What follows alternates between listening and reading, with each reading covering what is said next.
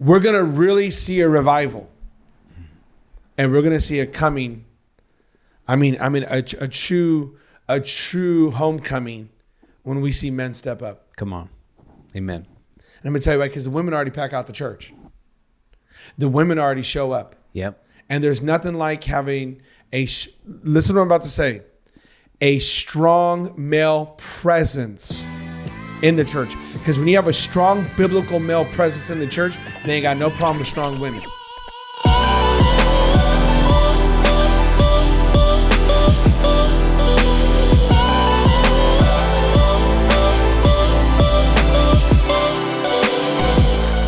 Welcome to the Not Offended Podcast. It's your boy, the conservative Cholo Anthony here. Next to my man, Bill, the agent. We got the token, we got the bishop, we got Mike and Deshaun in the house. This is the podcast where we talk about culture and its influence on the church, and we got one for you today. We're going to be keeping it real today. Like always, we want to thank you so much for tuning in. We want to thank you for Spotify, on Apple iTunes. We also want to thank you for watching on YouTube. You can catch it on any one of those platforms. Thank you so much for sharing it. We love your comments. We especially like it when you go after the bishop, Deshaun. We like when you go after him, especially his Spanish rice comments. Hey. Next, he's going to tell you nobody makes beans like him. So this is great. Or we can't wait for that. Is that what's coming next? Nobody makes beans? Can't make no beans. Okay, he can't make no beans. I can beans. Hey, but he can make homemade tortillas. Oh, here we go. Yeah. He didn't argue it. Oh, are you? Is this something the best? I haven't made them in years. So. Oh, I haven't made them in years. Sorry. Never mind. Just move on. He don't want no smoke, y'all. Okay. Hey, so I have a question today. Came across a couple articles, and I think it's interesting because some things are starting to pick up momentum. Our conversation about Andy Stanley, our conversation about the trans homosexual movements and all these things. I think it was interesting. And the abortion topic as well. And I don't always want to talk about that, but I do want to bring awareness that other church leaders are speaking out. I don't want to make it seem like we're the lone voice, we're the John the Baptist in the wilderness. There are other people speaking about it. I saw this article today, last night when I was doing a little studying. Franklin Graham discusses, and this is the quote, Franklin Graham decries church capitulation on homosexuality and abortion. And it says that prominent evangelical pastor Franklin Graham has denounced the abandonment of biblical morality on human life and sexuality by many churches in recent times. And this is his quote. Many churches today are being influenced by culture when it should be the other way around. The church should be influencing the culture with the word of God. I feel like we've been saying that this whole time. Matter of fact, that's our whole theme to this is culture and its influence on the church. And it just made me feel good to hear other people, other men and women of God are talking about this and saying, hey, someone's got to be sounding the alarm. I don't know. How'd that make you guys feel? I mean, we're not alone in this. Does that bring any like hope, joy, satisfaction, anything? You guys look unmoved. Yeah, I don't think we're alone on it. I think, but sometimes it seems like some of the people that are the loudest are the ones that are that we talk about. You know. Okay. But good for Pastor Frank coming out and standing up. Right. He's one of the old school ones, and it's not really old school, right? But it seems like what we say sometimes is kind of old school. It does feel a little. Yeah. It does feel a little old school sometimes. Yeah. Yeah, but it's still right. Yeah. The truth is still there. So that's my opinion. What do you guys think about that? Franklin Graham speaking up. Do you know who Franklin Graham is? Yeah. Okay. Yeah. He played third base, right? I think it's nice to hear somebody who's not totally like a radical say something. Oh, okay. I think sometimes we get put into the camp of like crazies, right? And on the good side, the crazies, sometimes say stuff that has merit, right? But because they're crazy, nobody wants to listen to them, or they're just labeled, racist bigots and all this other stuff. Kind of like what we were labeled, but right. So I like to hear when there's people who have a good head on their shoulders that speak up, and so that's why, we've been kind of beckoning and crying, hey, where the church is at, can we kind of rally around together so that it doesn't look like we're just over here being crazy and saying stuff when you call around and people say, hey, we have the same views as you do. Well, why don't you say something? Right. That's a good point. Yeah. Yeah, I was on Ben Shapiro's show. He had a couple weeks ago. He had a bishop from the Catholic Church on, and it was good to hear too. Like he was fighting for life. And he was really? and he was like, "Hey, this isn't a topic. This is the most important topic," and it was really good. He was going by everything has to do with your right to live. Your freedom of speech is important because you have a right to live. It's like everything went back to the life, and it was like, hey, this is the most important fight that we have. And it was just really good to hear that someone with a again, not a super radical, he got kicked out of the Catholic Church. But he literally was a bishop, like it was a high up, and That's they kicked him very out for high, it. yeah. But he was like fighting for like, no, this is super important. This is the biggest fight we have is for life. For him to say that and be clear minded, not just crazy radical, like Mike was saying, it was good to hear. Well, that's cool. Well, I definitely think you guys are all right. It does make me feel a lot better. And Mike, I just want to piggyback off something. That was part of my frustration. You have these other churches that would adhere to, and they would say, hey, we agree with you on that. This is our stance as well. And I'm over here like, well, how come you don't say anything? And this is what I would hear. Well, I'm not trying to alienate anybody. And I'm like, well, it's just preaching the gospel. The gospel in its very nature is offensive and exclusive. But so is about everything else in life that you try to attend and you try to be a part of. Sororities are exclusive. Yeah. Fraternities are exclusive. The NBA is exclusive. You can't just go walk onto a team. You can't just go walk onto the team. And you're the tallest one here. They're going to go by your skill set value and what you can bring to the team. And none of us are going to make it.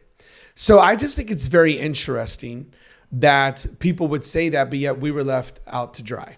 I don't know. Maybe I caught feelings and, got all emotional about it, but I just think it's interesting. I think a time is coming where you're going to have to be vocal and you're going to have to let people know where you stand because it's coming and people are going to want to know. So, but I thought it was good. Yeah, I remember, when we were going through stuff we were going through where the gay community came after us and me calling another pastor and we're like, hey, do you believe the same things we do? It was like, oh yeah, we believe the same things. And it was like, but they didn't want to say anything. It was like, no, they had the same traditional values. Their church is in the same general area as our church. But they're like, no, we're just going to step back and let, you guys figure this out. Instead of like, hey, we're Christian church here too, trying to do the same thing you're trying to do is bring people to Jesus. But you're like, hey, no, you're on your own, even though you say you believe the same things we do. Right. So last night, apparently, it's talking about culture and its influence on the church. I just feel like people who are into the occult and people who are into the demonic things are getting more emboldened by the day, by the week, by the hour, by the month, by the year. And so last night, I didn't watch it, but I woke up to headlines to it, the Grammys. Apparently the Grammys were on last night. Anybody else watch that? I think none of us really look like Grammy type people. No. But I did see the pictures of Sam Smith. I don't know what song he sang, but I saw the pictures of what he did and what was going on. And I woke up because the article that led me to the Grammys was American Christianity is due for a revival. And it says, while presenting ahead of Sam Smith's performance during the 2023 Grammy Awards on Sunday night, Madonna spoke about being shocking and had a word for the troublemakers out there. During her speech, the Like a Virgin legend announced, I am here to give thanks to all the rebels out there, forging a new path and taking the heat for all of it. You guys need to know, all of you troublemakers out there, you need to know that your fearlessness does not go unnoticed. She continued to say, you are seen, you are heard, and most of all, you are appreciated.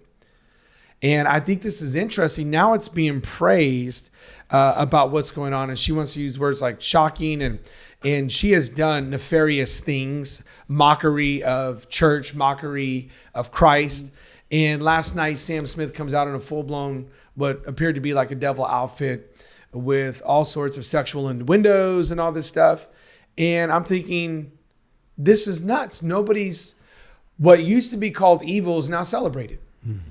And I think the title is becoming American Christianity is due for revival. We need something to shake us up and to stir us up. We do need a revival. The depravity of man is on full display. And and I know it only gets worse from here because it's only gotten worse. To where we really got to start thinking about laws to protect kids from transsexual shows, drag shows. We have to create a law because people don't have the common sense to keep your kids away from that. Well, of course not, because it's being celebrated on primetime TV with the most prestigious award there is, a Grammy. This is how far we've gone. So I asked the question, what's next? What do you guys think is next? Or are we there? Have we hit the pinnacle? Or is it going to get worse? I think I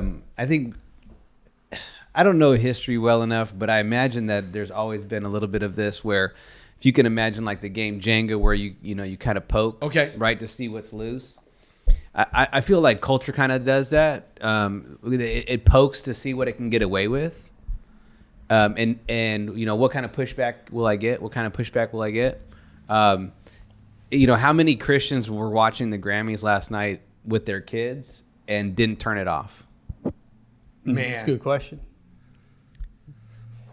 Right. So if you were to look years ago, you said this would never have been celebrated years ago. Tolerated, celebrated, allowed. Right. Correct. Even like the Grammys would have been like, hey, this is a little bit too much. But now they're like, hey, let's throw it out there and see what happens. See what the pushback is. Let's see what the pushback is. And if there's no pushback, then they're like, all right, well, that was a loose piece. We can keep going. Mm-hmm. Mm-hmm. And so what's next? Who knows? But if people keep watching, especially believers, like I guarantee you, there's people who are believers that that watch this stuff, that celebrate this stuff, that come to church on a Sunday morning. They raise their hands, but they still listen to this music. Right. They still buy his stuff. Right. What were we gonna say, Bill? No, I just think that I don't think people realize or have a good right perception of who the devil or Satan is, right? Okay. For it to be celebrated. Well, for about 12 months there, they thought I was the devil. Just throwing that out there. They thought for sure I was him. But I didn't see you in the Sam Smith suit. But so that's a good point. Yeah, that's a good point. Yeah, but they did think I was either the Antichrist or I was the devil. Just so you know. But go ahead. Yeah, what I'm saying is maybe the perception is that it's maybe rebellious or fun and things like that, and it's not who he is. Mm-hmm. And so maybe if they had a right perspective of who Satan is, he wants to destroy you. Absolutely. It's people in addictions and poverty and all those things, right? And so would those things really be celebrated if they knew the real definition of what they're celebrating? So Deshaun, would that be on at your mama's house? Would you be watching Sam Smith? No. I don't watch Sam Smith. I was thinking about when you're talking about that, Coach always tries to push everything. Remember, age myself, but you remember I Love Lucy? Yeah. The husband and wife never slept in the same bed. Yeah, but you were not alive when I Love Lucy came out. I seen it. That's why that's what we watched in my household. I Love Lucy. Yeah, they didn't. Yeah, correct. Yeah, they had two separate beds. They're a married couple, and they'll go into a room. They had two separate beds. Why? They weren't getting along or what? No, it's just what they showed on TV. They didn't want to show two people on the same bed. That's what culture was back then. They didn't want to get into that realm of showing that. Hey, no, but I'm for real. So at your house, Deshaun, you ain't watching the Grammys. That would not been on at your house. No. Yeah. No, it would have been at my house. Yeah. So I led us all this way. I brought us here to this because we talk a lot about, and if you've been in the church circle for any length of time, you always hear about revival. We need a revival. We need to bring California back to God. Let's do this. And you know what I'm sitting here thinking? You ain't ready for that. No one's really ready for that because you don't know what it cost. You don't know what it's going to cost you. You don't know that your life is going to be on display. You don't know how many haters you're going to have. You don't know how many people are going to make a mockery out of you. You have no idea what you're asking for when you said, let there be a revival. That means you have to alienate yourself from the world. That means you have to completely cut off these things that are bringing you down so that you might stay built up in Christ. There's a price to be paid, gentlemen. And I think it's interesting because the movie Jesus Revolution is about to come out. And everybody's getting all excited about it. I'm probably the only one not really overly excited about it. I'm tired of watching movies about revivals that happen in other generations when I'm crying out for my own. Mm-hmm. That's great. Y'all had your moment. I'll go watch a movie about it, but I ain't excited about it. I want to see God move now. I'm tired of hearing about how he moved then. I want him to move now. And I want him to move past packed stadiums that are full of pretty much believers already. And then you got people out here quoting, 80% of people believe in Jesus. When you get facts like I got right here in front of me, For the first time ever, Gallup poll found less than 50% of people identify with Jesus in church. Where are people getting these statistics? Because you're getting these statistics by making them up, by asking random people, well, do you believe in God? Well, I believe in God. I just hate the church. Then you don't believe in God. Then you don't serve Jesus. Can't love Jesus and hate his bride. Good. You're making up your own religion, which you're free to do in America. Go ahead. But don't call it Christianity. You never heard any early church fathers. You never heard Paul say it, John say it, Peter say it. They say, well, I love me some Jesus. I just hate the church. No, you sound like a bitter, broken believer that has not dealt with their demons. Yeah. You sound offended. Yeah. Go work it out. Just because Christianity didn't live up to your expectations, don't mean it doesn't live up. Come on. You just have to readjust yourself. But I'm telling you right now, you hear facts like this, and I'm gonna throw this out there, and we're gonna spend the rest of the time on this, okay? Here's where I think revival hits. We're gonna catch so much smoke for this. I apologize in advance. I'm dragging you guys in this. So man up. Let's go. Because this is it. This is going to get us into some trouble. Well, it wouldn't be the first time. So let's go. But, okay. We're going to really see a revival. And we're going to see a coming. A true homecoming when we see men step up. Come on. Amen. And I'm going to tell you why, because the women already pack out the church.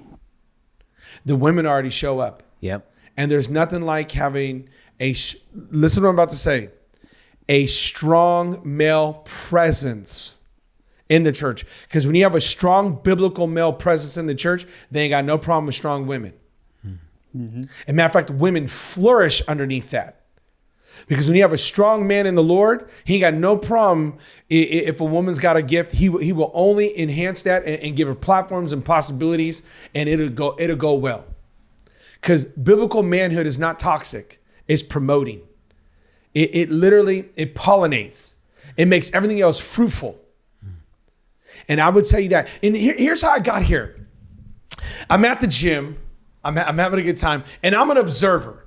Just the way my brain thinks, I'm constantly thinking of jokes, funny things. Sometimes I'm locked in. If I don't have a lot of time, I'm working out. And I saw a young buck. I remember being a young buck.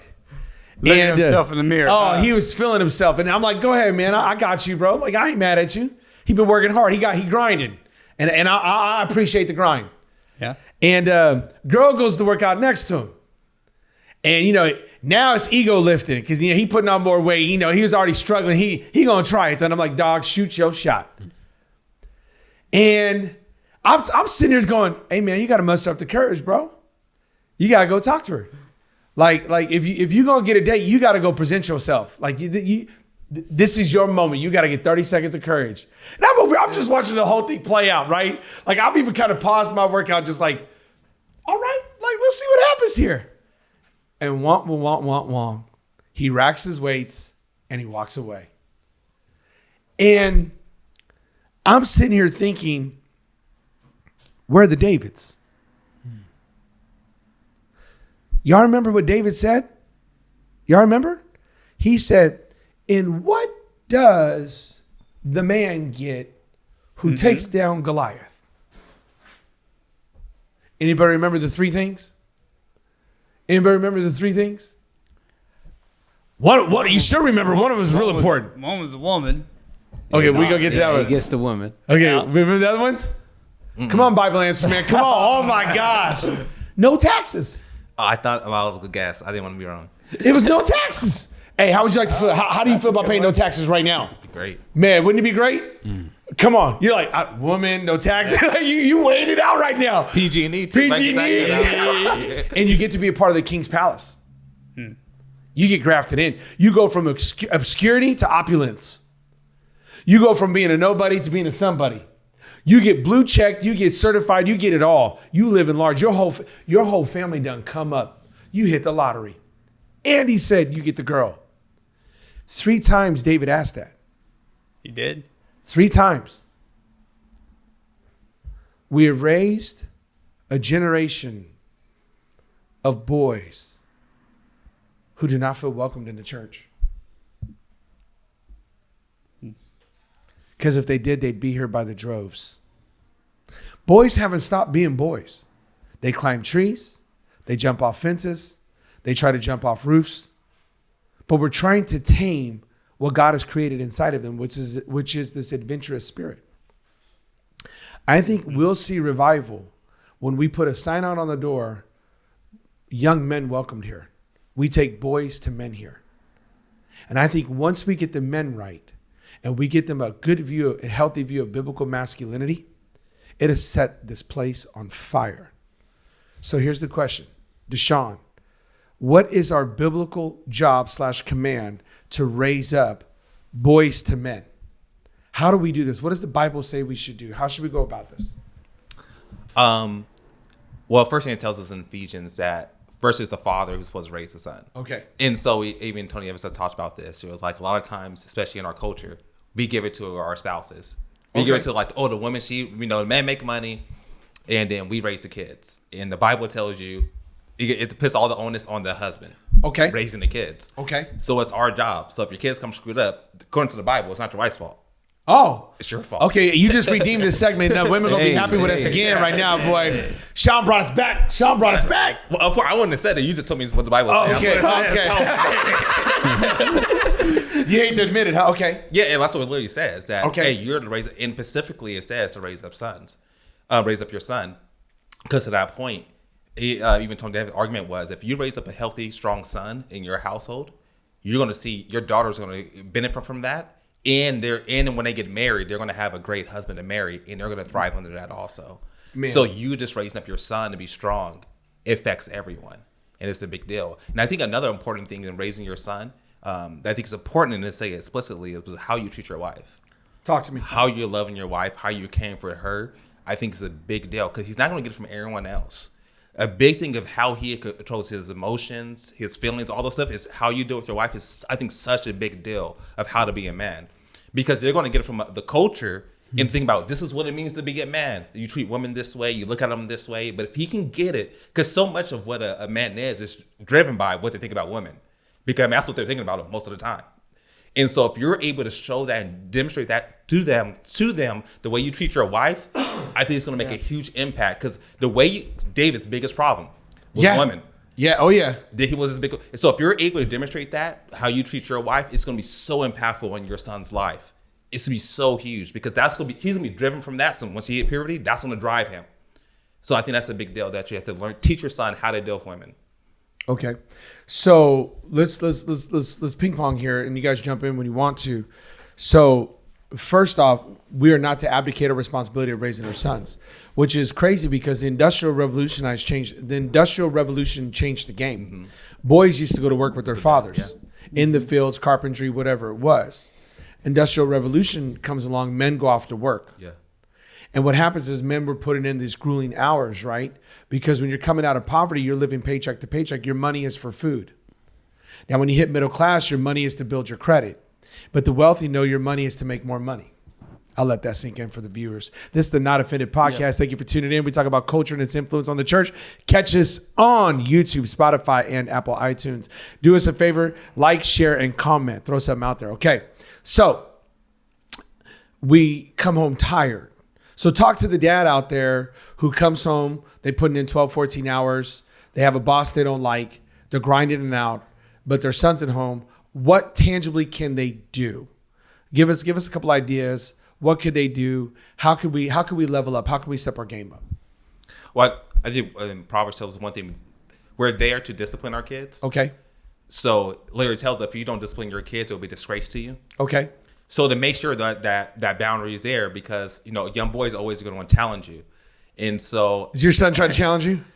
Oh yeah, it's the time I told him to go to his room, he balled up his fist, and I'm like, literally a couple weeks ago, like you want to fight? Like we can fight. Like it's fine. He did not. Kai did not do that. Yeah, he's walking away. He's okay. He's smart. You got to walk away, dude. Yeah. That's smart. He walked away. You hear that though, right? That's smart. Yeah. But it was again. I was trying to teach him because he's a lot bigger than a sister, and a sister sometimes wants to hit him, and he'll hit her back. And I was like, look. I love you. I would never let anyone hurt you. Telling my son this. And I'll protect you. Same thing with your sister. I love her and I'll protect her. Even from you, I will protect her. Because you can really hurt her. Right. So if you hurt, I'll protect you from anyone else. And I'll protect her even from you. So if you hurt her, realize I'm going to hurt you. Yeah. But it's this thing, like, I'm going to break. How does his young mind comprehend that? He understands it. Okay, He ain't trying to get hurt. Okay. But I think it's our job to teach our kids that, our sons that, to realize they have this will, they have this go, I want to do this, let's have fun, you know, this crazy nature about them. It's our job to, okay, this is the will that you have. Sometimes I need to break that and let you know you need to go according to my will, what I have for you, because I'm going to lead you somewhere better. Mike, you want to piggyback off that? What's one way we could do this as dads? Well, I mean, I think that what Deshaun is describing is time spent. You know, that's how you have those conversations. Is you're there, you're present. You can't have that conversation if you're not present. And so you had mentioned, okay, well, what do you say to the dad who's working 10, 12-hour days? You know, dads who are working the night shift. Like, what do you say? You say what? Quit your job? Okay, well, then what? Okay. And so I think it's like, how do I find a middle ground? How do I spend time with my kids? How do I impart all these different things if I can't always physically be there? Okay. And so I think it's getting creative with whatever your schedule looks like, to where maybe it's just every Tuesday and you make it fun. Mm-hmm. You know, Bill used to do that with his boys. Okay. Was it Thursdays? Thursdays, yep. Yeah. So Bill used to do that with his, it was intentional every week. They knew and they looked forward to it, and it wasn't like he was taking them to, you know, making some big thing out of it every week. It wasn't like he was taking them to Disneyland every week. It was just like, hey, every week we're going to be intentional with our time, and in that time you got to be intentional with what you're doing. You got to impart. So maybe you only got one day a week to impart, and then you got to make sure that you're imparting in that time. You got to be intentional. Bill, what you got? Go ahead. I love what Deshaun's saying about teaching. Don't miss those opportunities to teach your kids. Okay, you got to look for them during the day. Maybe it's in your 10-minute drive, you know, with them to school, right? And you're just talking to them. I think fathers, they need to instill certain principles and teaching moments into their kids so they can learn. And so a lot of times we're so busy that we miss those moments, right? But you got to look for them throughout the day. You know, and they'll show up. They will. Yeah, I mean, we were driving in the car the other day, and I told my kids, I said, "Hey, if you keep doing this, I'm gonna ground you from candy." Right? That's not candy, though, bro. Hey, come on, man. Hey, I got hit him where it hurts. Yeah. And so then I have one of my kids that chimes up from the back seat, and they say, "Well, okay, well, what if you're not around?" Like that kid. You know, and so it's like, that kid. So it's in moments like that where you can impart integrity. Yeah, I'm gonna just speak to all the men out there. Like, you got what it takes. You can do this. I know a lot of men tell me all the time my dad wasn't around. I feel that. I get it. That doesn't mean you don't have to be around. Yeah. And you got to meet your kids where you're at. And I'm gonna say this: everything we talked about here applies to the young women too. This applies. We can be there for our daughters. We can be there to love on them, to coach them, to train them. Somebody to will level be. up. Well, somebody, yeah, that's true. Somebody gonna be there. But I just want to let all the ladies know that too. We're not excluding the young girls. We realize we play a vital part of that, and even more so. I'm just talking about right now, just the young boys, what we could do, because it's the young boys that are getting hammered out there right now. They're absolutely. If you're an active young 6 to 10-year-old boy right now, you're in trouble. You're in trouble. If you're active, if you're just all boy, you pee on trees, you jump out of trees, you try to jump off a roof, you want to throw a ball, you know, you got any type of little testosterone peaking in your blood, like, you're in trouble.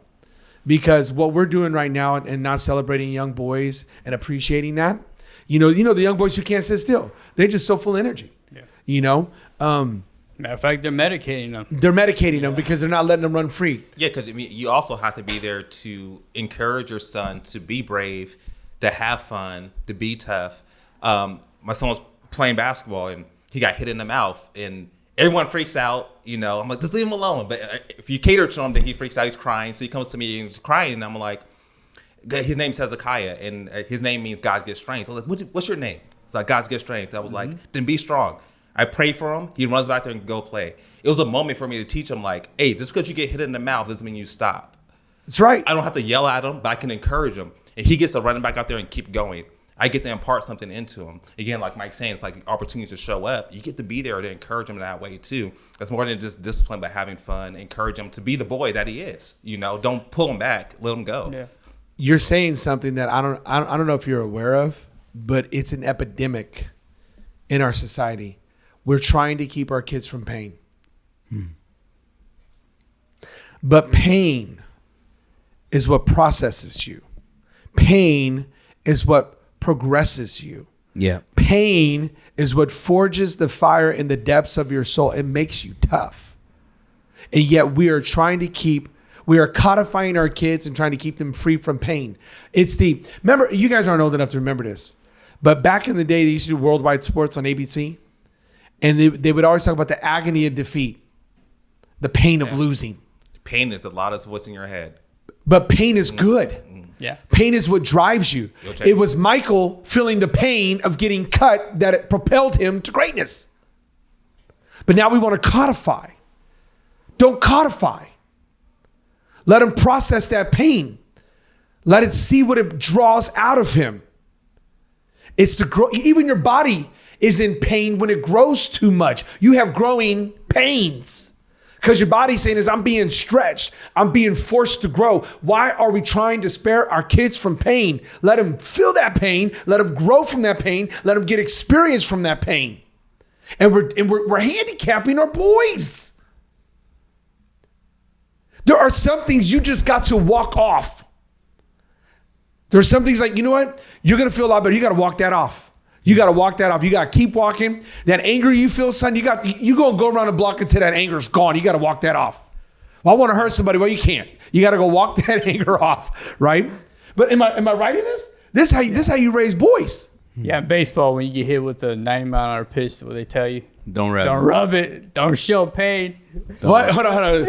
Really? We got baseball players acting tough. Hold on. Break it down to me. Break it down to me. Help me to understand. I never heard that. You get hit with a pitch in the back, right? Everybody tells you, don't rub it. You can't get down and rub it. You got to run to first base. Yeah, there's no rolling on the ground. Like, this is not soccer or basketball. No. You know what? Hey, I was just about to compliment baseball, but screw it.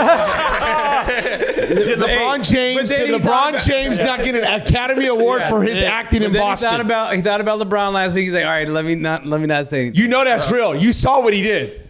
Oh yeah, he got fouled though, so I ain't tripping. No, you saw what he did. Yeah, I saw he did. People been fouled a lot harder. But go ahead. So you're supposed to do what with baseball? You can't rub it. If you get hit, you can't rub it. You just got to walk that mug off. You got to walk it off. What's the purpose in that? You got to show that you can't show your weakness to the other team. That's it. Okay. Now see, this is where I'm going with this. That's why we're important. And it's not that we don't acknowledge it hurts. Yeah, it hurts. But there are going to be things in life, moments when you expected everybody to be there and you find yourself all by yourself. It's you and Jesus, big boy. And guess what? You're going to make it. And you got to know how to talk to yourself. Mm-hmm. This will not break you. This will not crush you. You will survive this. It's going to hurt like hell, but you're going to make it. And we've codified a generation. It's the wussification of a generation. And now we got boys going through a hard time and they don't know how to talk to themselves. Well, yeah, one of the questions that I'll tell my kids is like, well, what if I wasn't here? Well, you want me to help you out right now, but I'm not always going to be there. Like, what do you want me to do? What if I'm not here? What are you going to do? Right. Just to start to get them to think. I mean, they're only 6 and 8, but I'm not going to always be there. What are you going to do when you go to school? Right. You sit there and cry and see if they're going to help you out. Right. Well, at school, they probably will, but. Yeah, probably. Yeah, who knows? Oh, mijo, you're going to be okay. Participation awards. Yeah. Popsicle. Yeah. But I think we try to protect the kids. I think it's been out of love for our kids. Okay. Has it been out of love, Bill, or has it been harmful. out of we didn't want them to feel the pain? We say it all the time. I don't want my kids to experience what I experienced. Exactly. And so it comes out as out of love, but it's been harmful to them because one of the things I try to teach my kids is to take risks. Yes. Right? To where you fail. Right? I don't want them to have this easy, comfortable life because it's just not going to be that way. And so they never learn how to deal with failure, okay, or taking risks. And that's just not how it's going to be. And so they're going to come up through something. But all the evidence is pointing to exactly what you just said. Listen to this. All the evidence is pointing this generation right here is struggling to get married. They're struggling to even, there are more women of God out there just wondering where their man is. Their man is scared to take a risk. 100%. Yeah, because for the last, 15, 20 years, we've been telling kids to play video games and not play sports. Yes. So you sitting there on a little gaming chair and your little gaming system with all these different screens and stuff, but you don't know how to socialize. You don't know how to interact. You don't know how to have somebody yell at you. You don't know what it's like to have a coach who's a jerk. You don't know how to lose. And so then you get in the real world and you don't shoot your shot. You don't shoot your shot. You don't take that risk. But what's so attractive about church? What's so different? Oh, listen, nothing apparently. The statistics are, if you were to go to most churches in America, the churches are made up about 60 to 65% women. And the largest gap in the church is 18 to 35, single men. And I ain't mad at you. I ain't mad. Why do you think it is? Why do you think that's the largest gap for men? 18 to 35 single men. Why do you think? What would you say? Oh, they're living it up. There's a lot of things to do out there. The world's Stuff more to live itself. attractive. There it is right there. It's We more, got to change the narrative. yeah, there's more. It's more fun. It's more attractive. What? What do you think? No, nothing. Deshaun, your face told a whole nother story. You was thinking something. No, what I'm thinking is the attractional church model didn't work. It didn't attract young men. No, it didn't. No. No, it only attracts the young men when they get the other young women to be there. Yes, correct. Well, you got to think, if you're trying to attract people, you're competing against the world. What the world has to offer in that spectrum? Oh, yeah. It's gonna be a lot more attractive. They've cornered that for market. Yeah. Again, so don't try to copy it because you're not going to beat them. 100%. Correct. I wouldn't argue that. Don't copy what they're doing. There's parts of the culture we can use. Like, I'm not mad about the music or things like that. But if you try to copy the world, they're going to beat you because they got sin. In the sin that's more attractive in the moment. It looks way more attractive. The world is telling you, go get what you can get. We're saying, go die to yourself. We are. That sounds way more attractive to go the other way. But I think young men are looking for something to fight for. They want to fight for something. That's what they say. Cause. Yeah, for a cause. That's why they're out there protesting. But hey, come fight for something that's meaningful. Come fight for something that will last for eternity. And I think a big thing that we have to look at is like, hey, God said He's going to reward you. Mm-hmm. It's more than even I know we always say like it is about a relationship. You're right, but God said I'm gonna reward you. Once you come to faith, there's a reward on the other end. What we do now actually matters, and God sees it, and He's gonna reward you according to what you do. My sacrifice that I give over the other Christian, I'm gonna get a bigger reward than he is. Yes, we don't like to talk that way. I understand why, because by faith alone that we have salvation. But realize once we get salvation, there is something God's gonna reward you for your sacrifice. There's gonna be a lot of broke believers in heaven.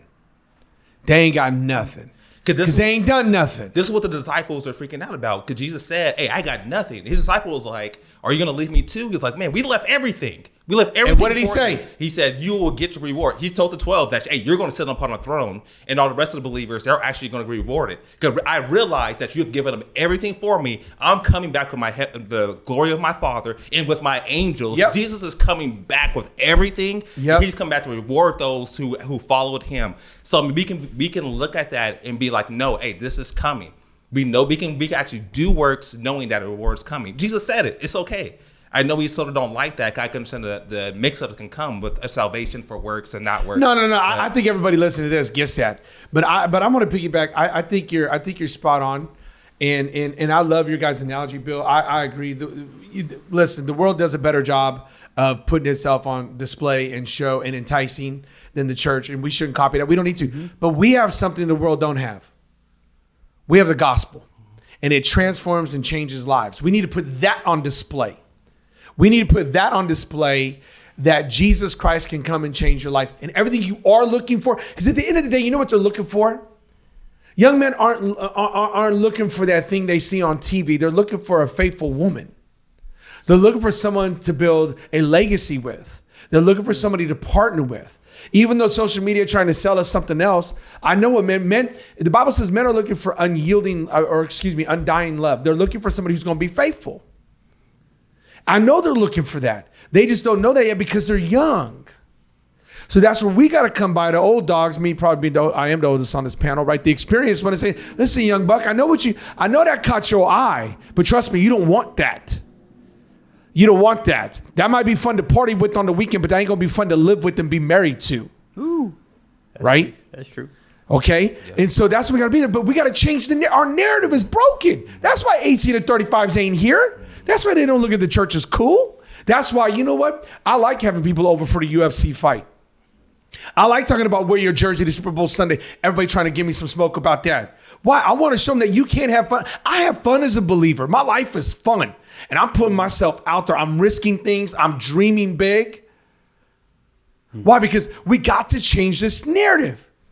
We got moms out there going, my sons don't want to come to church. We got young ladies in the church going, where's my man of God at? I'm sitting here like, well, I got to change the narrative. I truly believe, I was part of my sermon for tomorrow for the men's night. If men in California will come and follow God with all their heart, we could put the fear of God into Gavin Newsom. Yes. His policies will change because of the power that we have. Then the changes that we're able to make, that it will change politicians and what they were doing because they fear us so much. If men would choose to follow God with all their heart and show up to church on Sunday and lead their family that way, that literally California would change with simply man saying yes to God and following him. That is something I think men and young men were willing to fight for if they know it's there. So I want to, we're getting close to our segment time. This is the Not Offended podcast. Thank you so much for tuning in. Man, I love this topic so much. It's how we got here. It's how we were able to identify godly women. It's how we ended up with our godly wives. And I want to close with this segment with a couple thoughts, and I want you guys to just piggyback off this for the next few minutes. I want to be an example. I want to be an example to the young men out there by showing that I'm not intimidated by young bucks. And the way we can show we're not intimidated by the young bucks coming in is we grab a hold of them and we say, we want to spend time with you. We want to help prepare you for this world. I want to teach you what I know already, and I want to give it to you at a young age. You don't have to be my age to know what I know. I want to impart that wisdom to you. And I think that's what we each need to grab a hold of a young man and say, listen, there's greatness germinating on the inside of you. And all it takes is a deluge of atmospheric pressure to come and water that seed to see what blooms inside your soul. And I'm telling you right now, because we're going to see revival. It's going to start with these young men coming to God and saying, listen, I want to be all out for God. And it doesn't mean they're going to be perfect and not make mistakes. Like you said, we're going to want them to risk. They're going to make a mistake. But I'm not going to tear them down. I'm not going to try to tame them. There are going to be men who show up here. They're just warriors. You don't put warriors on committees. They're not very good ambassadors. David was not a very good ambassador. William Wallace was not a very good ambassador. He didn't do well on committees. No, yeah. But when there's a Goliath, you go get David. When there's a corrupt king, you go get William Wallace.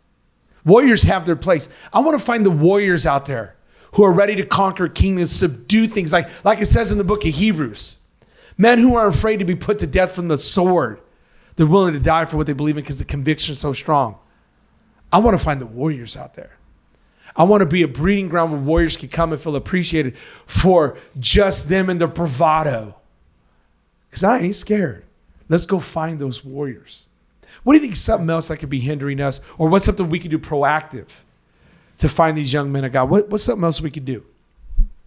So I want to cultivate an atmosphere where we celebrate these young bucks in training, these young men of God in training. What else can we do? What's another thing we could do? I think it's got to be, I think we just got to look at our priorities. I mean, talk to me. Where are we putting our time, talents, and treasures? Let's go. Our checkbook. Where is that going? It's first got to be at home, and then where does it go after that? I mean, because you want to hit the links, but you golfing every Saturday, golfing every Thursday, but it's just you and your buddies, and you're not giving back to anybody. But you have so much to give. You're out there smoking your cigars, drinking your cognac, golfing, talking about the good old days. Yeah, and that's great, but it's just the same group of guys that you play with all the time. I was talking about the pastors, Mike. That's what I was talking about. I'm just having fun. Everybody gonna see. Some gonna get mad at that because they can't handle a joke. Some are gonna get mad at that because they can't handle a joke. You know why they don't like that though? Why do they not like that? That's funny. Because it's true. Oh, I know, but still, if you're gonna do it, at least laugh at yourself. They don't like it. They'll say something back to me. Well, at least we're not in the gym being a meathead. I like being a meathead. Yeah, there you go. I mean, you played football, right? Yeah, this is great. This is great. What do you think, Deshaun? What you got? What can we do? How can we be proactive? I'll go back to what it said at the beginning, just being a great husband. Okay. I think showing that, like, hey, being faithful to one woman is cool. Like, you don't have to sleep around to have a great time. Like, hey, you can have one wife and it could be a great time and have a family that is stable. Like, that could be looked up to. Absolutely. Like, give boys a role model of like, hey, Yeah. I can have this and you can still enjoy life. You don't have to sleep with a different girl every night to have a great time. Like, you can be with this one woman and have a great family and enjoy life and things be amazing. You know, that's a good point because, you know, this generation is always talking about a body count. You know, what's your body count? What's your body count? Nah, man, I'm trying to be a part of the body of Christ. I don't need a body count. I'm trying to do something meaningful and impactful. That's what we got to put on display. I agree with you. It's not about getting that body count up. It's about being a part of the body of Christ and living different and watch people take notice of that, right? So easy to do what the world is doing right now. Where are the real rebels at? The ones that say, we're going against the grain.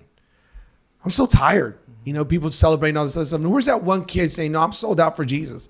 I ain't tripping.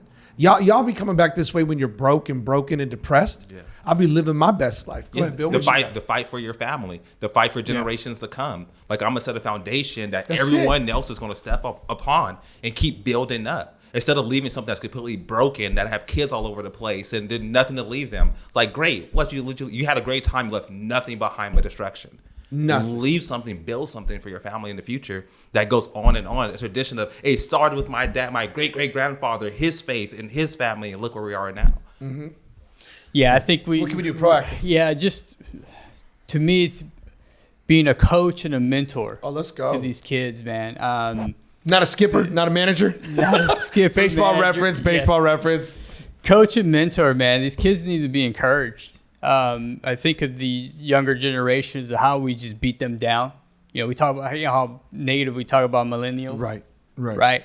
You know, what's the perspective? They're dumb, they're lazy, they don't want to do anything, right? But I'm one. Yeah. What, you're a millennial? Yeah. You guys both are. Oh my goodness. Wait, I'm getting no, Mike's not. Yeah. Whoa, He's wait, outside. Yeah, he's a millennial. No, Mike's not Yeah, outside. No, he's trying to give credit. Mike a millennial. Wait, you act like there's a great difference in age here. Jake, get the dates. Nah, Jake be looking up some boozy dates over I'm there. an 84 baby. I'm 84, right. you're right there, man. You're there. I told you. I ain't gonna lie to you. You're right Go there. ahead, Bill. But Finish I'm your saying thought. we need to encourage them, man, instead of beating them down. Think. I'm a millennial. There you go. Corrected. I stand So corrected. think, Whoa, hold on. Drum roll. Hold on, kid. Put the camera on this shot. Go ahead, say it one more time for all the people in the back, D. New shirt. I stand corrected. Mike isn't as old as I thought. No, you're right, though, Bill. Let's get back to that. You're right. We've been beating. Go ahead. we've been beating them down, you know, just to encourage them, man. Right. You know, but put your arm around somebody, bring them up. You know, tell them they could do it. I think I've had a lot of mentors in my life. Like, I'm not here without the older men telling me I could do it and showing me a way, you know, a better way. And so just a word of encouragement. You never know, man. Just one word from somebody to somebody could change their lives. You're right. And I think a lot of times guys will discount themselves feeling like they don't have anything to give. Yeah. Oh, that's good. You know, and all, you know, because my marriage is in a bad spot, I don't have anything to give. Oh, well, maybe not in marriage, but you might be great financially. That's a good point. Or you might still be a stellar dad. Yep. You know, there's a lot of guys that had marriages that didn't work out, but I know a lot of those guys who are great dads. Yeah. So it's like, what in your life can you impart into somebody else? So good. And then do it. Yeah, and I'm not perfect either. I mean, every time I talk about marriage or talk about my kids, I'm thinking about what my wife is saying as I'm saying this. That's why we're not letting the ladies host this podcast. We in trouble. Like, yeah, you said this, you better do it. She's time-stamped. Hey. At 15:33. Hey, yo, they've been asking if they could host this one week. Oh, here come the comments. I already see them coming. Like, let the ladies host. We in trouble, boy. All the laundry coming out. This is gonna be bad. So I'm gonna end up on this. Yeah, let's do it. I think everything you guys said is amazing. I want to talk to the men out there. listen, my heart is for you. You got what it takes. Here at Adventure Church, we're not going to beat you down. We're going to celebrate you. We're going to celebrate you in your victories. We're going to weep with you in your defeats. We're going to walk with you in your times of pain. You are our brother. I love our Tuesday night men's Bible study. Y'all need to come out. I love it when the young bucks come out.